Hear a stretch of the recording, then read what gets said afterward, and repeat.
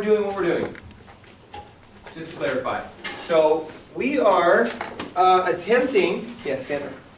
That was fast for a question. We're doing topic sentences, right? Yes.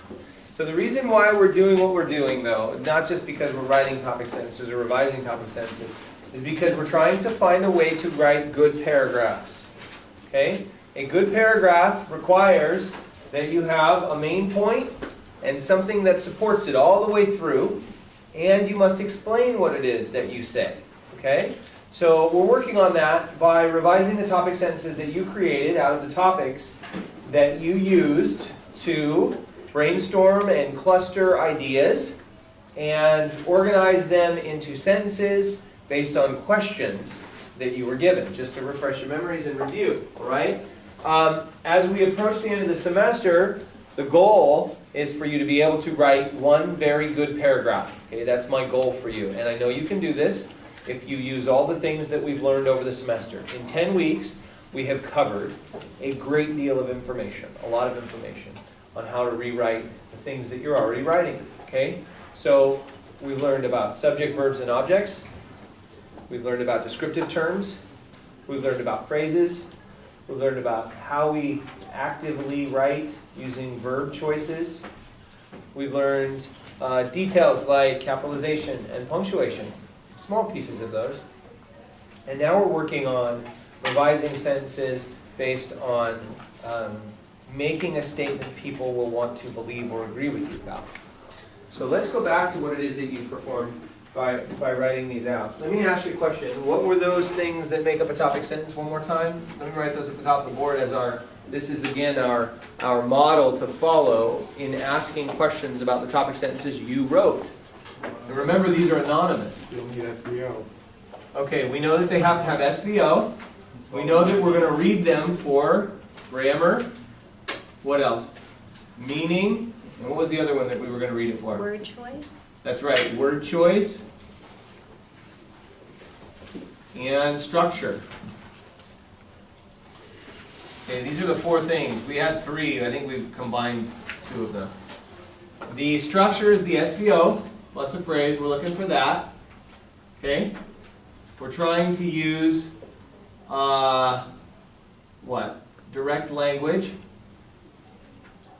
or active verbs. We are trying to avoid personal pronouns. Okay? And we have to make sure that our topic sentence is what?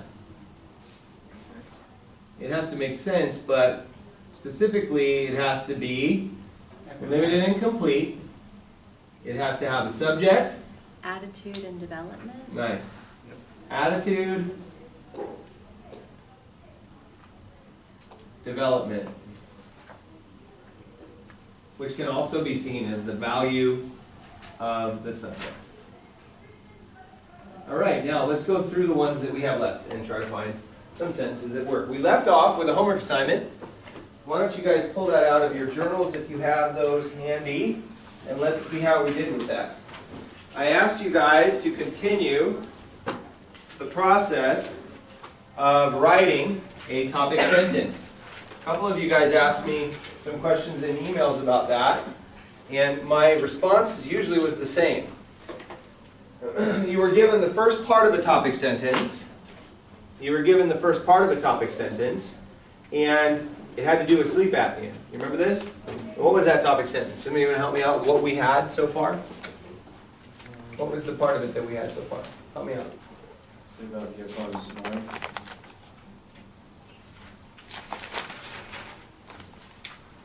Okay. Now, most people would consider that this is complete because it tells us something that we know. It's a fact-based statement. It's one of the things that causes snoring. And there really isn't much of a deniability factor here. There's not much that we can deny about this, right? But this does tell me the attitude, believe it or not, as well. Because most people would say snoring and go, oh. How many of you guys have a snorer in your house? Yeah? Yeah? Oh, you guys must be solid sleepers. My sister, man, she can break the roof with her snores, and I cannot sleep to save my life in her house. She's like, come stay at my house over the weekend. And I said, no way. It comes through the vents. It reverberates in my head. So, sleep apnea causes snoring. Does that mean that this is a negative thing? Aha. The attitude about snoring is generally assumed or generally accepted to be negative. So the attitude's present, isn't it? It's already there. Yes, smothering them with pillows. That's not a good idea. Then, you know, it's just not a good idea. The repercussions of that are challenging. Sleep apnea causes snoring. Okay, great. So what about the value of this? Why does that matter? Who came up with the remainder of the sentence for us? You all had this as an assignment, so please tell me. As a cause. Right, as a development piece. It could be something medical. Okay, so sleep apnea causes snoring. Sleep apnea is caused by a break in the sleeping pattern. Okay, so you changed the sentence a little bit. You said Yes, sleep apnea. It's caused So what by is it? it. What is it that you said? A break. is caused when there is A break in the sleeping pattern.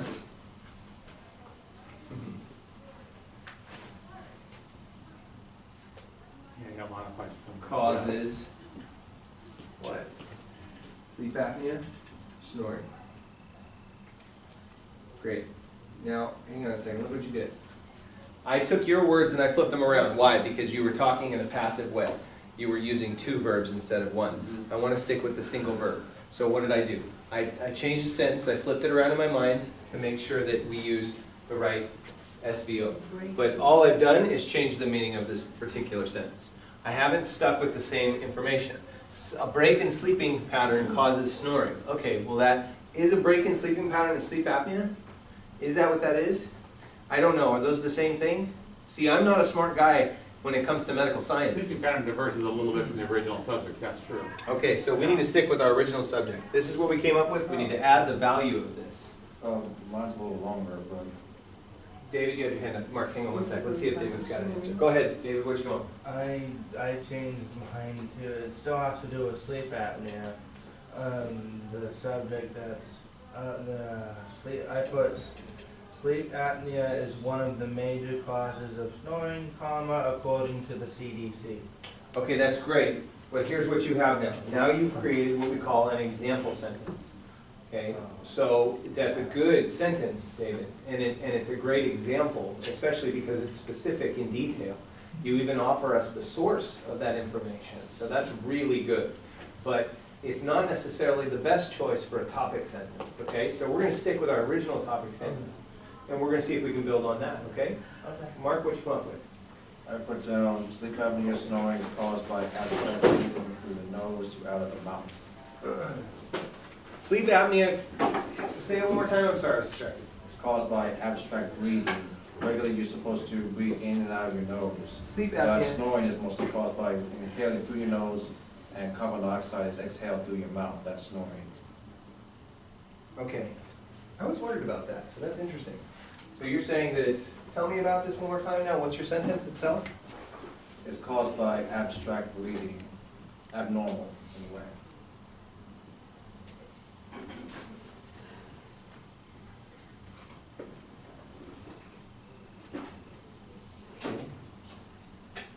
Okay, now, that's good, it's a good sentence.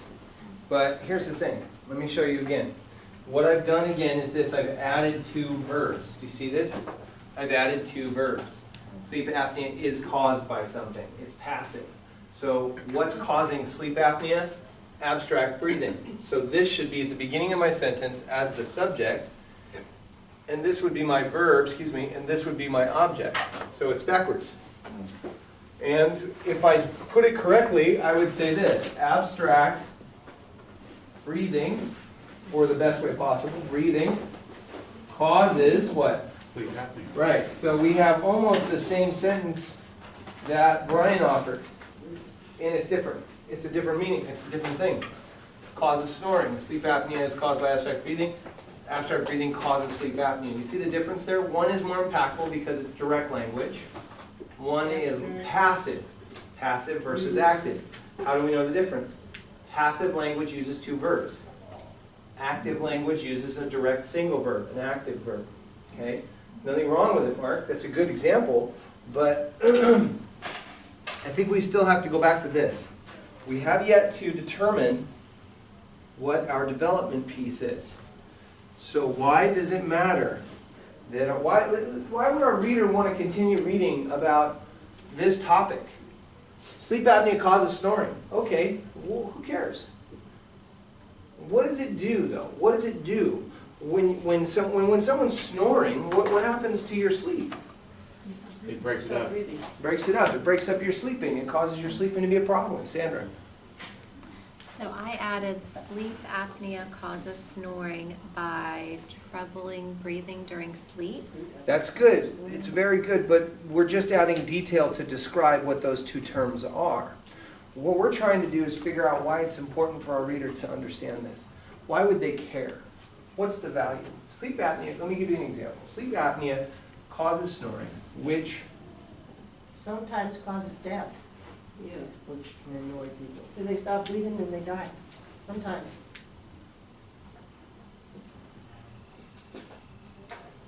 So you're onto something, Ginger. You are. And that would be one we could use as well. I just wanted to write the one that I was thinking about down first, okay? Okay. So it says, sleep apnea causes snoring, which Disorder. disrupts other people's sleep. See this? All of a sudden, Could we add sleep disorder somewhere? where? You could I write. don't know, I was just throwing out Sandra, that. you could, thank you for the idea. You could write sleep apnea causes snoring, which is a sleep disorder, right? That would be fine. But again, it leaves out the value. So let's look at the value. See this? All of a sudden I want to read this because I could be personally affected. So it matters to me now. Your reader has to be affected. They have to see the value in the sentence. The value is the development piece.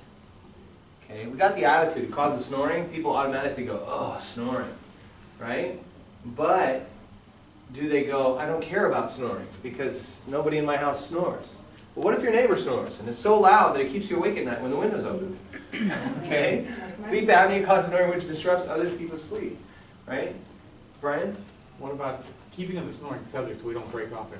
Sleep apnea causes snoring when the breathing pattern is affected, or something to that effect. Keeping the snoring in there, but not diverting so much away from it where it turns into, like you said, another sentence altogether. Would that work? Again, that's perfectly fine, but what we're doing is just adding description to the terms that we already To the have. snoring. So we're really I'm not getting off. offering a value for the statement. We are just describing more about the words. Do you see what I'm saying? Hence the snoring, you understand. Got it. So you can tell me all the details you want about snoring, But if it doesn't tie into the snoring but if it itself, doesn't offer me any value, who cares? if it doesn't affect you, it's the emotional response of the reader that you're trying to attain. It's the feeling that the person's trying to attain. So this might be our best one, okay? Now, Ginger had a good little direction there, Ginger. You're on the right point. Where she said sleep apnea causes snoring, which can cause death, or which may increase the possibility of death. I mean, that's a pretty serious Sleep apnea circumstance. sometimes is the result of death. You get sleep apnea after you die? No, I You mean, need to attend around. I said backwards, okay. Your They're backwards. Your sentence Death just is says- sometimes the cause of sleep apnea. death is the cause of sleep apnea? No. That would mean that you have to. Death You have to die first. Sleep then Yeah. yeah. I don't think that works, sweetie. I think that we're on the right track when we say sleep apnea causes Sleep snoring, apnea is the which cause which can result in death. in How's death. that? That's what I There was you saying, go. Sleep apnea. All right, we're working on it. That's all right. We don't want to say death causes sleep apnea. I think death does cause sleep apnea, actually. Because you stop breathing. That's right. See? You're right. See, you were correct. Okay, let's move to the next sentence. So, let's see who's next. So, this person is the individual who was asking questions here in their work. So we want to try to focus on making a direct statement instead.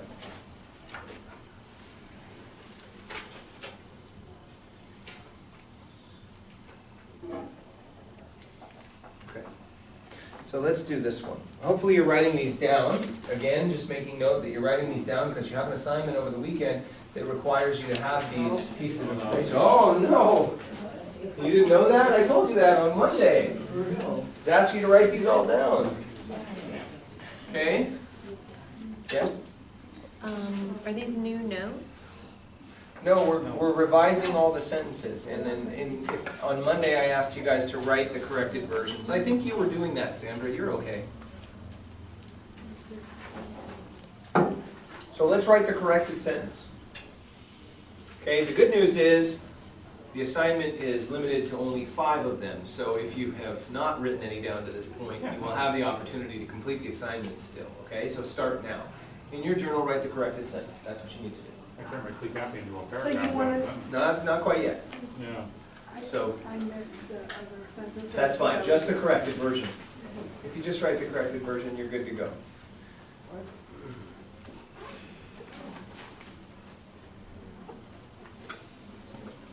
So we're supposed to have 5 sentences about sleep apnea? No.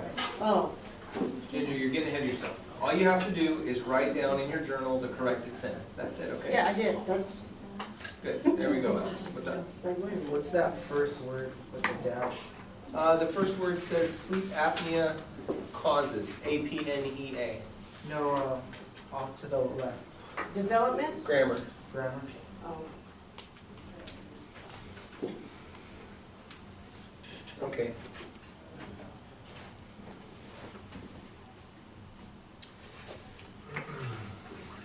Let's do...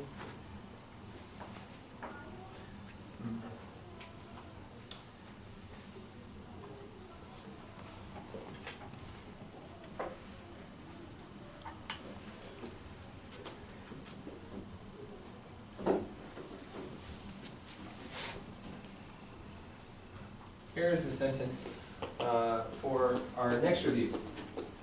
Life teaches joy and grief together. Let's ask ourselves a question. Is it grammatically correct?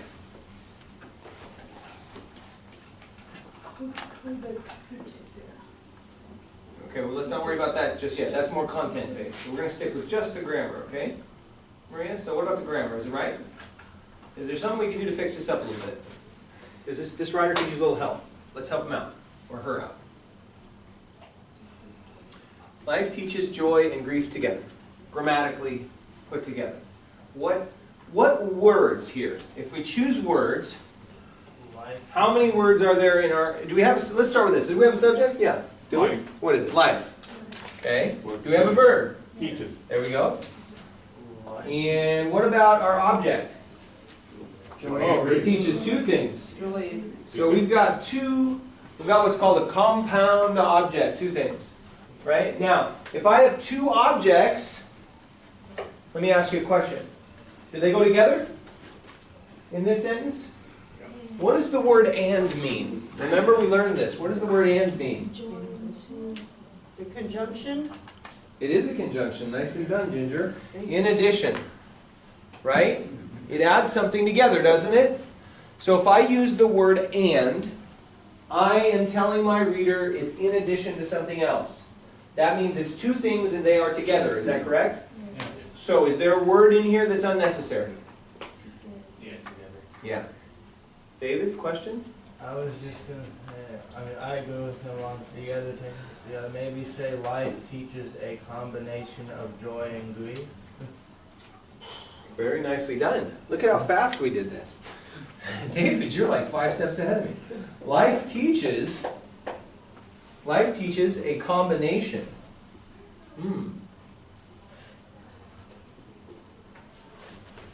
Of joy and grief. Now, hold on a second. Before we all jump to conclusions and determine that we're done, I want to ask you guys a few things.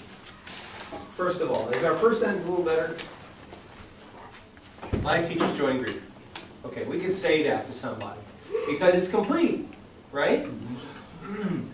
Life teaches a combination of joy and grief. Is that a little better? Yep. I like that. That's good, David. Nice job. Life teaches a combination of joy and grief. Okay, now we got a good sentence. Let me ask you a question, though. I'm going to write a paragraph. what do I know about a paragraph? Paragraph has to identify and support one thing.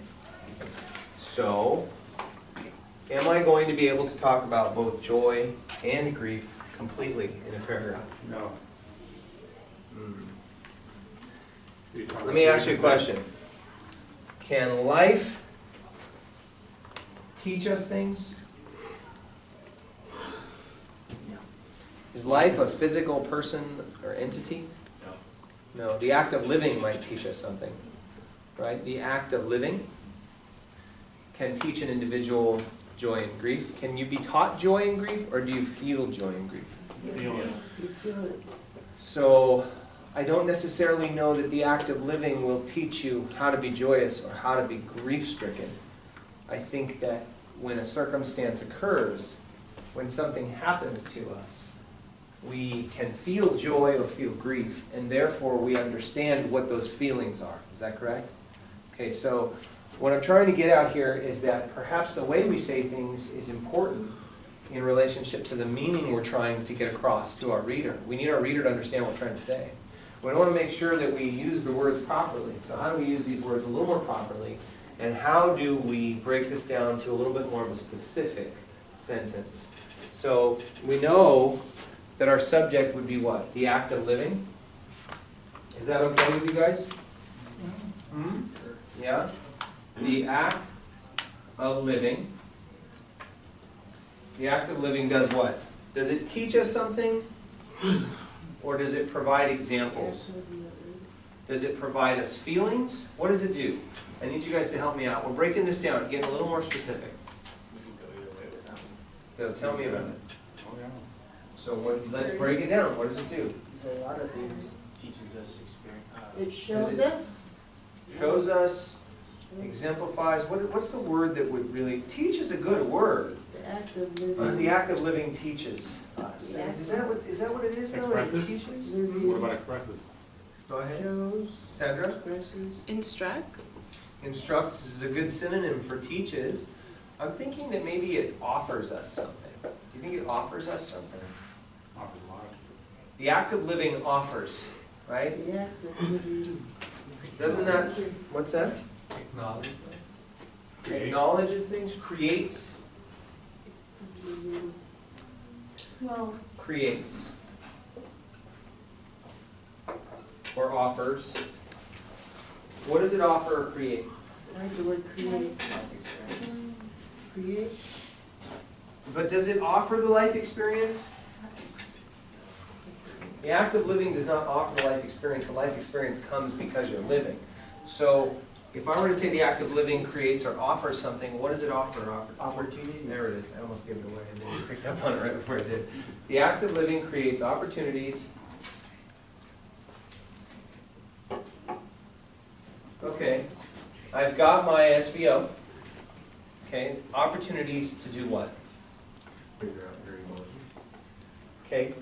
To do what? To figure out your emotions? How can we say that a little bit more on a more of a specific terminology, with a specific terminology that doesn't necessarily have conversational tone? Because you say figure it out. You know, that's kind of like a conversation you have with somebody, right? Figure it out. Help figure it out. The act of living creates To feel. opportunities to a better life. No, I don't know about that. I don't know about that. I know. I think that we should just think about. The act of living creates opportunities to. So we're looking for something about feelings. You're on the right track. You want to help me out with that, Charles? To figure it out, you need to figure it out. To, what's a word for figure something out? What do you do when you figure something out? You, what? When you're in a class and your teacher's trying to tell you something, you either do or you don't feel a certain way. What is it? You either understand or you don't understand something, right? Right now is a perfect example. The word. Opportunities to. Okay, let's not shut out. Please raise the hands. Understand. Gender, please. Well, I'll just talk to myself. I know, but Oh, that's not- still disruptive. where's the Can you please raise your hand if you're going to talk? Or just kind of keep yourself things. The act of living creates opportunities To understand. to understand. There we go. To feel. To understand what? Joy and grief. understand how joy and grief.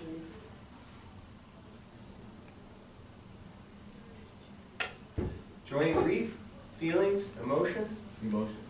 That's what I understand. The act of living creates opportunities to understand emotions. Now, hold on a second. We have to stay true to our writer's original thought. Okay? What is it about our writer's thought that I notice here? I've got two things. They're not just emotions, they're separate emotions. They're two different emotions, both positive and negative. Isn't that true? Okay, so when I say the act of living creates opportunities to understand emotions, I need to add a piece in order to stay true to my writer, in order to stay true to the original thought. And the original thought has to do with positive and negative. So where am I going to put that piece in? And what is that piece going to say? What do you think? I'm giving you the answer in the question. Read the sentence. The act of living creates opportunities to understand emotions. We could say it one way or the other. We could say both positive and negative emotions. Or we could say to understand the emotions of what?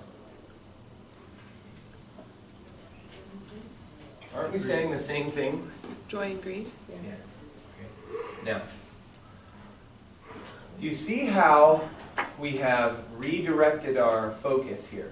We've said the same thing that our writers say, and they're both good.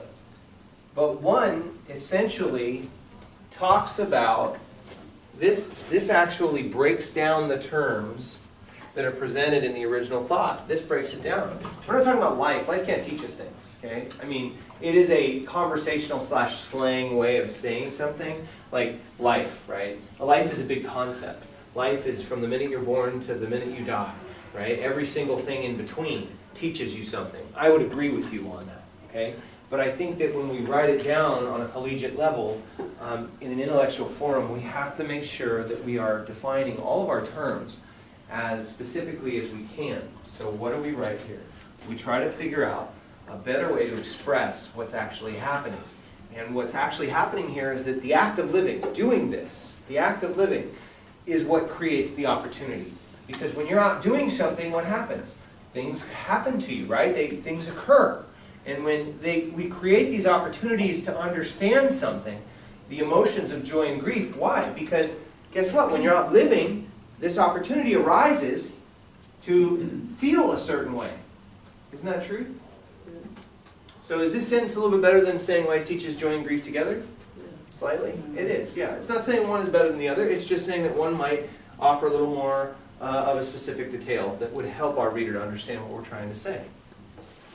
So you might want to write this one down.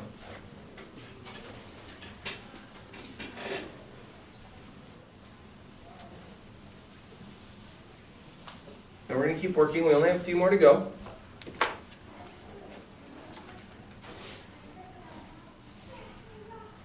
I know that this is somewhat of a painful process. I understand that because you guys are being very patient to sit there and work through other people's work.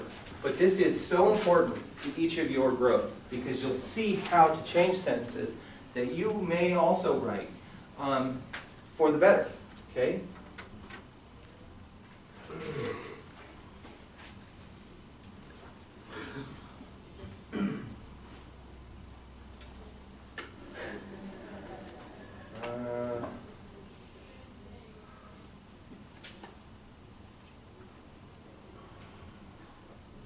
I didn't mark this one, I apologize. So give me a second to read these. Okay.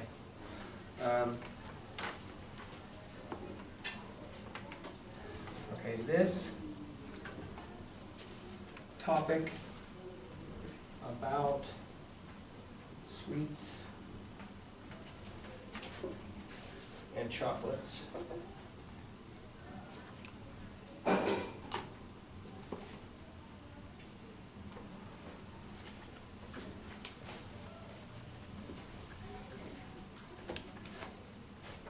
Is discussed all the time,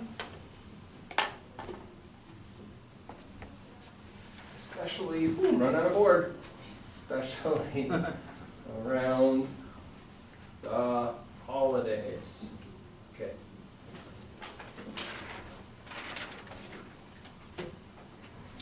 Whew, that is a windy sentence. Takes a lot of wind to say that, right? So if it says, this topic about sweets and sorry, I kind of dipped down in the middle there. I'm not the best board writer sometimes. I think it's because I'm tall. This topic about sweets and chocolate is discussed all the time, especially around the holidays. Now, what are you going to tell me about it that's positive? I want to hear about positive comments. What do you think? Holidays.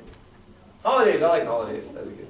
Content-wise, forget about it. Sweets, chocolate, and the holidays, my favorite topics. Okay?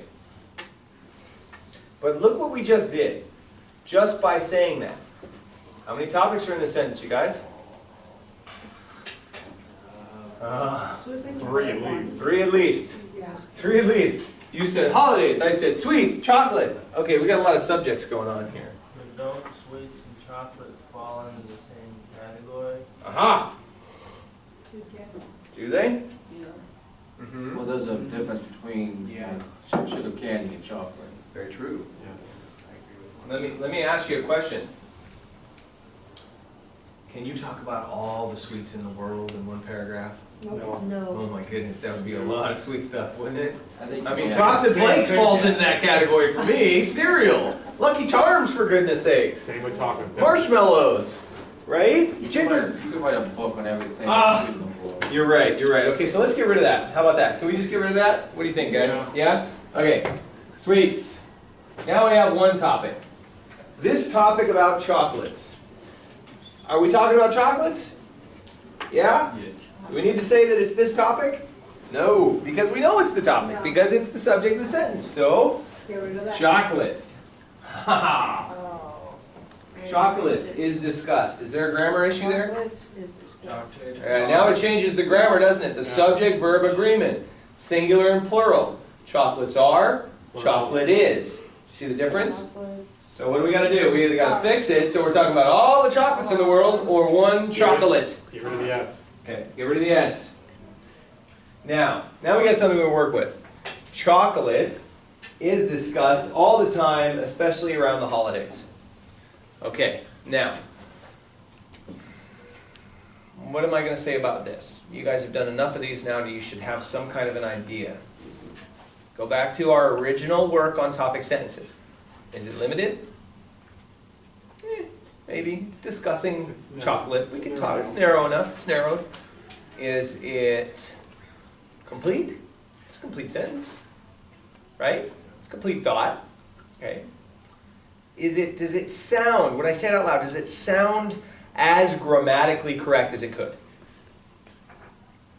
Sounds kind of technical, kind of. Chocolate is discussed all the time, especially around the holidays. It's scrumptious. I think it sounds Tasty. grammatically correct. Okay. What is the point? Ginger, seriously, I'm going to ask you one more time, please. Okay. Thank you. Thinking out loud again. I know, but that's not working for me, nor is it working for class. Thank you. Go ahead, Brian. Oh no, I'm just thinking over the sentence. Grammatically looks correct. Subject, chocolate, discuss the verb, Okay. holiday. Guys, help me out. How do I specify this? If we're talking about chocolates, Chocolate. do I need to know that it's discussed all the time, Michael? No, but I would capitalize the C in chocolate. Oh, thank you for fixing that grammatical error. I appreciate it. So we'll do that. We can capitalize. That's good. That's good. Chocolate is discussed all the time, especially around the holidays. Why is it important to know? Why is it important to know? That's the question. Raise your hand. Help me out. Why is it important to know, Mark? Because it's the #1 byproduct of sweets during the holidays. Okay. Okay. That may be a true fact, but I don't know that still makes me as a reader want to continue reading the paragraph. See what I'm saying? Remember how we had development and attitude? I think as soon as you say chocolate, people go, but then there are those that might be chocolate intolerant, right? That they would get sick by chocolate or allergic to chocolate. Is that correct? Yeah. Some people are allergic to chocolate. I know my dog is. Well, actually, chocolate kills Everyone's dogs. dog is. I know. I think because of the milk products that's in chocolate, it makes it allergic to people lactose intolerant. Yeah. Go ahead. Thank you, Michelle. I have a question. I know, that's why I'm answering your question, you're raising your hand, my dear. Holidays is bacon. We use a lot of chocolate for bacon. Okay, you do a lot, That's- you bacon or baking? Bacon. Baking. Baking? You know, like when you Baking. cook. Got it, okay. Bake. I like bacon. Bacon, not baking. I got you, okay. So chocolate is discussed all the time, especially around the holidays, okay? Now, what can I revise this sentence to say? What is it that this particular writer wants to get across? Why does it matter? So you have to ask yourself your question when you read your sentence. Does this matter to my reader? Chocolate is discussed all the time, especially around the holidays. No. But I could say something about the holidays and chocolate's connection to the holidays, right? Yeah, it makes a good gift. Oh, nice. Okay, so why don't we say something like chocolate makes, that's good, a good, when does it make a good gift? During the holiday. So why don't I say this? Oh my goodness, we just figured that one out right away. Nicely done. That's awesome. Amanda, that's great. Check it out. It says chocolate makes a good holiday gift. Yeah. Is that a good sentence? Is that SVO? Yes. Absolutely. Does it tell us like an attitude? Does it give us an attitude? Yeah. It says it's positive, right? Yeah, okay. And it also says what? Chocolate makes a good holiday gift. Does it give us a reason to read more? Yeah. Absolutely, right? Talking about the holidays, talking about a gift. And then guess what you can do here? Our next assignment, the practice we're going to learn at the end of this class today, is all about the next type of sentence we write. This is a topic sentence, right? The next sentence we write is an example sentence. So guess what? This is super easy to write an example about, isn't it? C's candies, Yeah. C's candies can be found or are found, or children find C's candies under every Christmas tree, right? Or under most Christmas trees. That's a perfect example, isn't it? Yeah. Right. So we got chocolate as your subject, of course. We got the attitude of the sentence, developing, good gift, and you can develop off that sentence, Yep. if I'm understanding it correctly. Yep. Chocolate. S-V-O.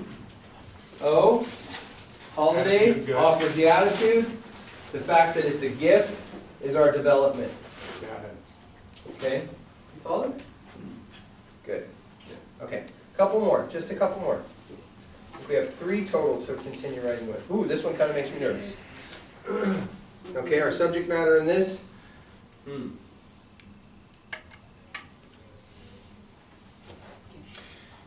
Okay.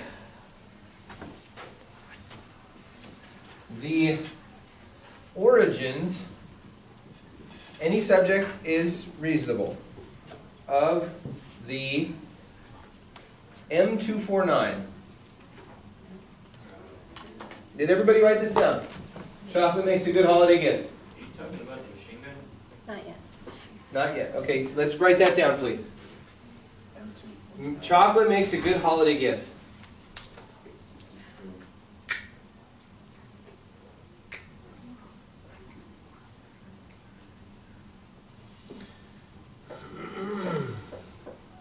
An aircraft. Okay, well let's all figure it out together. Give us a sec, okay? The origins of the M224 are actually not American.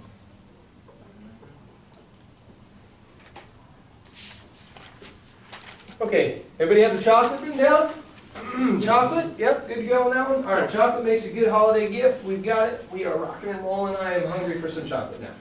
You have ruined me, whoever wrote that. Okay, let's go to this next one. This one is challenging because I'm a dumb guy. And dumb guys don't know everything. As a dumb guy, I've never heard of this particular item before. Neither have I. So, okay, well, I'm not implying in any way that either of you are dumb. I'm just saying Oh, no, personally. I know Well, you better explain what exactly that is. Okay, We're going to. Yeah. we don't have to get all fired up about it. Pardon the I pun. want to find out what is M249 first. Whoever wrote this has inspired some dramatically frustrating responses here. Okay, all right, now calm down, everybody. The origins. Let's just start with our breakdown. Okay, first of all, is it grammatically correct? Do you have that? I don't see a Are verb. actually not American? Okay, so our verb, do we have a subject? Yes. Okay. Do we have a verb? Yes. Do we have an object? Yes. So we do have the structure. Is it grammatically correct? It could probably be better. So when we say the origins of the M20249 are actually not American, what's the word that kind of throws me off? Actually. I think actually, yeah. This word, why, when you say something to someone, actually, this is the case. What does that do to your listener, to somebody who's in, what does that do? If you were to tell me something, It's like a tell me very- something about baking. Offense? Say baking It's fun. is fun. Actually, baking is not fun. Actually, the- Notice, see, look what happened there. Actually, it's like a reverse transition in a sense. Hang on one second. As soon as I said that, your response was to snap back at me, right? Our interaction became complicated because actually indicates a negative response, doesn't it? Every word has meaning and attitude. The word actually creates some attitude. Actually also is unnecessary because it's a conversational word, isn't it? When you say actually, it's almost like someone is talking to you. You don't need to say that in a sentence. You don't need to write that down. One sec, David. You don't need to write that down, right? Because if you write it down, you're implying, you're making an assumption that someone else has said something to you. But you're writing this, so why would someone say something to you? And that doesn't work. So you're writing this, so why would I use that word? We just get rid of that. The origins of the M249 are not American. Is that a better sentence? Just by removing that one word, I think we got a solid sentence there. Yes. David, what's your question? That's actually what I was gonna say. Well, there you go. You hit rid of that and just What's- leave it. Origins of the M249 are not American. You're on the right track then. You had it down. Elvis, what's your question? Did you say that the word actually is a speech word, so you don't add that? It's not that you wouldn't add it ever, but in most cases, the word actually is more of a speaking term. It's more something that you would use in response to another statement. So to use that as its own statement, to use that in a single sentence, is a questionable approach. Okay, it's something that I don't know that I would do. Questions, Andrew? So American needs to have a capital A, doesn't Thank you, it? great, nice job. So we've got to get this right. There's some of our grammar issues. And I wasn't sure American Yes. or how that should be on the end. The origins of the M24 are not America. It would be American. You're right, because American describes origins, right? So it's an adjective. So you can't say, this is an America car, right? You would say, this is an American car, right? Or an American-made car. You could say an American-made car. It's still descriptive. We still change the word and add the N to make sure that it describes something, right? Okay. The origins of the M249 are not American. I have one difficulty with this sentence. What do you think that difficulty is? Johnny, what do you think? What, are you thinking like what's an M249? Right. People don't know what an M249 is. Now, I don't want to know who wrote this, but I know that it's actually a machine gun. And there's a few military people in our room, so it could be anybody, any of you. But, notice I didn't look at anyone in the eyes. But I know that this is a machine gun, if I'm not mistaken. From here, it You're a looks like military guy, you know what it is. 1924. Yeah. So how do I fix this for a reader to clarify that? You want the actual nomenclature? No! I want to know how I clarify this sentence in simple terms so that someone will understand what I'm referring to. Let's just add machine gun. There you go, where? Where do I? The origins of the... 49. Could you use the acronym LMG, or do you have to completely spell out the A? You must write it out. Squad automatic weapon, which is actually what it's commonly referred to. The origins of the M249 machine gun, can we just write machine gun for right now? Or do you want to write automatic weapon?